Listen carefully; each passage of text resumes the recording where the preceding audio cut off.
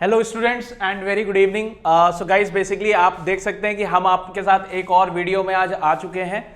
हमने already 3 dimensional solids की 2 video बनाई है। आप वहां पे जाके सॉलिड का इंट्रोडक्शन पार्ट जो है वो आप देख सकते हैं। एंड मोर ओवर ये वीडियो आज थोड़ी सी टेक्निकल स्टार्ट होने वाली है। तो जो टेक्निकल स्टार्टिंग है वो हम स्टार्ट करने वाले हैं एरिया ऑफ क्रॉस सेक्शन से। जैसा कि आप देख सकते हैं मैंने ऑलरेडी लिख रखा है।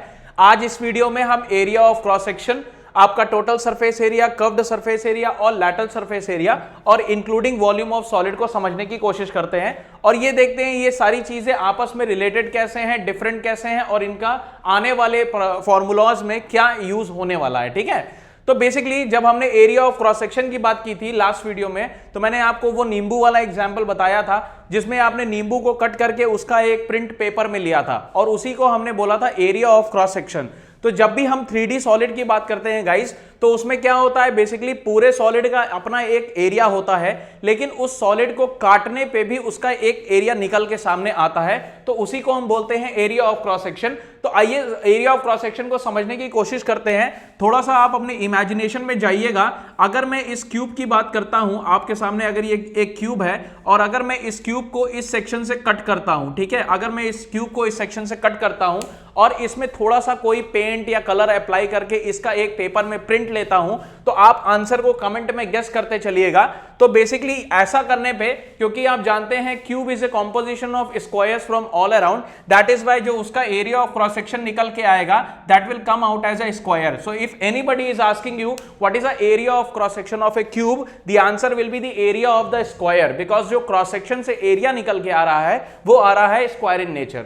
उसी तरीके से अगर मैं यहां पे क्यूबॉइड पकड़ लेता हूं, तो क्यूबॉइड आपको मालूम है that cuboid is a composition of rectangle from all around. ठीक है, तो अगर क्यूबॉइड को मैंने इस सेक्शन से कट किया और मैंने इस पे वैसे ही सेम कोई कलर या पेंट अप्लाई करके उसका एक प्रिंट ले लिया, तो आपको मालूम होगा कि उसमें आपको एक रेक्टेंगल सामने निकल के आएगा। ठीक है, उसी तरीके से अगर मैं स्फीयर की बात करता हूं, तो स्फीयर भी एक बहुत ही सिंपल सॉलिड है, क्योंकि स्फीयर में आप जानते हो कि हर तरफ से उसका एक कॉम्पोजिशन सर्कल से जुड़ा होता है, इसलिए स्फीयर को आप किसी भी साइड से अगर काट के प्रिंट लेते हो तो उसका जो एरिया ऑफ क्रॉस सेक्शन आता है that will always come out as a circle. ठीक है, अब बात आपकी फंसती है कहां पे, बात आपकी फंसेगी जब हम रेक्टेंगल या कोन के बारे में बात करेंगे। अब ये बात क्यों फंसेगी उस पर थोड़ा सा डिस्कस करते हैं।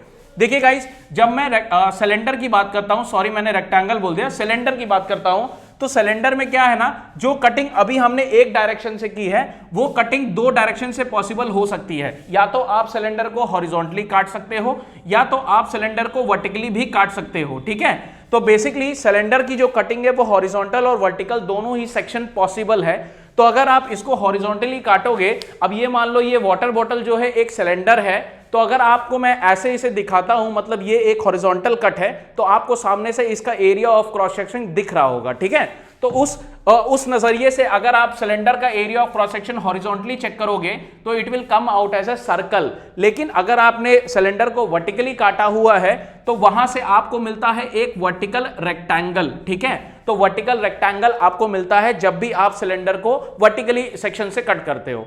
उसी तरीके से जब मैं कोन की बात करता हूं, तो हमने ऑलरेडी देख रखा है कि cone is a generation of a right angle triangle rotated from one side. ठीक है, सो बेसिकली अगर आपने कोन को एक वर्टिकल कट से कट किया हुआ है और अगर आप उसका एक प्रिंट निकालते हो तो it will always come out as a triangle for you. ठीक है, तो बेसिकली इस तरीके से आप देख सकते हो हमारे पास जो भी डिफरेंट सॉलिड्स हैं, डिफरेंट सॉलिड्स का different area of cross section होता है एंड ये टोटली निर्भर करता है कि आप उस सॉलिड को किस सेक्शन से कट कर रहे हो। अच्छा, हमने ये एरिया ऑफ क्रॉस सेक्शन को समझा क्यों? क्योंकि आने वाले टाइम पे जब आप total surface area, curve surface area या लैटरल सरफेस एरिया समझोगे तो उसमें इन सारी सेक्शंस का बहुत काम होने वाला है। ठीक है, तो आई होप यहां तक बात क्लियर होगी।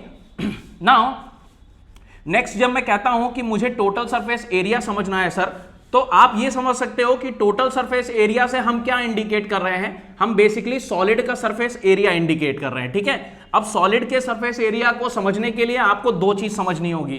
पहली चीज, मान लीजिए मैंने ये सिलेंडर वापस से ले लिया। ठीक है, अब ये एक सिलेंडर है, तो क्या मैं ये कह सकता हूं कि अगर मुझे टोटल सरफेस एरिया इसका चाहिए तो इस सिलेंडर में पहले तो ये साइड सरफेस है जहां से मैं इसको पकड़ रहा हूं, ये एक सरफेस है जो इसका एक सरफेस एरिया इंडिकेट करेगा। उसके अलावा जो ऊपर आपके पास एक सर्कुलर पोर्शन है इसका अपना एक एरिया होगा और नीचे जो एक सर्कुलर पोर्शन है इसका अपना एक एरिया होगा। तो ऑल टुगेदर आप देख सकते हो कि एक हो गया ये सरफेस, एक हो गया ऊपर वाला, एक हो गया नीचे वाला। अगर आपने इन तीनों सरफेस को ऐड कर दिया तो ही आपको मिलेगा टोटल सरफेस एरिया। ठीक है, तो इसीलिए जब भी टोटल सरफेस एरिया की बात हो तो आप हमेशा याद रखो कि हम बात करते हैं ऑल सरफेस एरिया की। ऑल सरफेस एरिया मतलब हमें पूरे सरफेसेस को कंसिडर करना है। अगर आपने क्यूबॉइड कंसिडर कर लिया तो आपको मालूम है कि क्यूबॉइड में there are 6 number of the faces. ठीक है, तो मतलब सारे ही फेसेस को हमको एरिया निकाल के ऐड करना पड़ेगा, तभी हमें समझ में आएगा कि उस क्यूबॉइड का टोटल सरफेस एरिया क्या है। ठीक है, अच्छा, टोटल सरफेस एरिया के बाद में ना एक और टर्म बहुत फेमस है, that is lateral surface area. अब बात यह आती है कि सर लैटरल सरफेस एरिया और टोटल सरफेस एरिया में डिफरेंस क्या है? तो बस आप इतना ध्यान रखो, जैसे मान लो ये एक वापस से सिलेंडर है, अगर मैं लैटरल सरफेस एरिया की बात करता हूं तो लैटरल सरफेस एरिया हमें बस वो एरिया इंडिकेट करता है जो उसका साइड एरिया है। जैसे ये सिलेंडर है तो इसका ये साइड एरिया है। ठीक है, तो अगर मुझे लैटरल सरफेस एरिया की बात करनी है तो मतलब मैं टॉप सरफेस और बॉटम सरफेस इंक्लूड नहीं करूंगा, है ना। जैसे मैंने टोटल सरफेस एरिया में इंक्लूड किया था वैसे मैं लैटरल सरफेस एरिया में इंक्लूड नहीं करूंगा। ठीक है, तो बेसिकली आप कह सकते हो only side area is indicated as a lateral surface area, only side area. ठीक है, और उसी तरीके से जब मैं कर्व्ड सरफेस एरिया की बात करता हूं तो आपको यह चीज ध्यान में रखनी होगी कि लैटरल सरफेस एरिया और curved surface area both are same thing. हाँ बिल्कुल बात सही है, बोथ आर सेम थिंग, लेकिन हमने इनका नाम क्यों अलग किया? नाम हमने सिर्फ इसलिए अलग किया क्योंकि जब मैं लैटरल सरफेस एरिया की बात करता हूं तो मैं बात करता हूं सारे सॉलिड की, which is basically solid in nature in a straight manner like cube, cuboid. ठीक है, so all of these solid.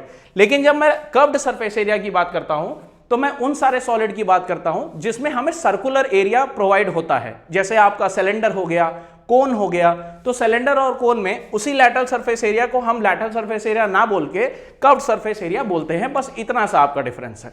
अगर मैं आपको इंडिकेट करूं डायग्राम से तो आप ये देख सकते हो, जैसे मान लिया मैंने आपके लिए एक क्यूब बनाया, ये है एक क्यूब। ठीक है, अब आपको मालूम है कि इस क्यूब में how many faces are there? There are 6 number of the faces all together. अगर मैं इस क्यूब में अगर अपना लैटरल सरफेस एरिया कैलकुलेट करना चाहूं तो मैं क्या करूंगा, ये फ्रंट वाला फेस, ये साइड वाला फेस, ये बैक वाला फेस और ये साइड वाला फेस इंक्लूड कर दूंगा। तो अगर मैंने सिर्फ साइड फेसेस को कंसिडर किया तो उनके एडिशन से जो भी एरिया हमारा निकल के आएगा that will be equal to the lateral surface area. लेकिन अगर उसी लैटरल सरफेस एरिया में मैंने आपका टॉप और बॉटम भी इंडिकेट कर दिया या ऐड कर दिया तो वही लैटरल सरफेस एरिया आपका क्या बन जाएगा? It will only come out as a total surface area. ठीक है, अच्छा, सेम चीज अगर मुझे सिलेंडर में करनी हो तो अगर मैं सिलेंडर में वही सेम चीज करता हूं तो आपको यह समझना होगा कि मान लीजिए अगर मैंने सिर्फ साइड वाले की एरिया को कंसिडर किया तो अब मैं साइड वाले एरिया को लैटरल सरफेस एरिया नहीं बोलूंगा, I will call it as a curved surface area. क्यों? Because cylinder is a body which is curved in nature. That is why we call it as a curved surface area. ठीक है, लेकिन बात वहीं पे same हो जाती है कि अगर सेम कर्व्ड सरफेस एरिया में मैंने वापस टॉप और बॉटम के एरिया को अगर ऐड कर दिया तो यही कर्व्ड सरफेस एरिया आपका क्या बन जाएगा? टोटल सरफेस एरिया बन जाएगा। तो आपको यह समझना होगा कि कर्व्ड सरफेस एरिया और lateral surface area both are kind of similar to each other and both are related with the total surface area including the top and the bottom surfaces. ठीक है, तो इतनी सी बात आप समझो। नेक्स्ट, जब हम वॉल्यूम पे जाते हैं तो वॉल्यूम में आपको ये चीज समझनी होगी, क्योंकि जब आप देखते हो जैसे आपने एक स्लाइस ले लिया, मैंने आपको एक लैमिना दे दिया तो आप कहोगे कि सर इस लैमिना में पेरीमीटर है बिकॉज यहां पे बाउंड्री एग्जिस्ट कर रही है।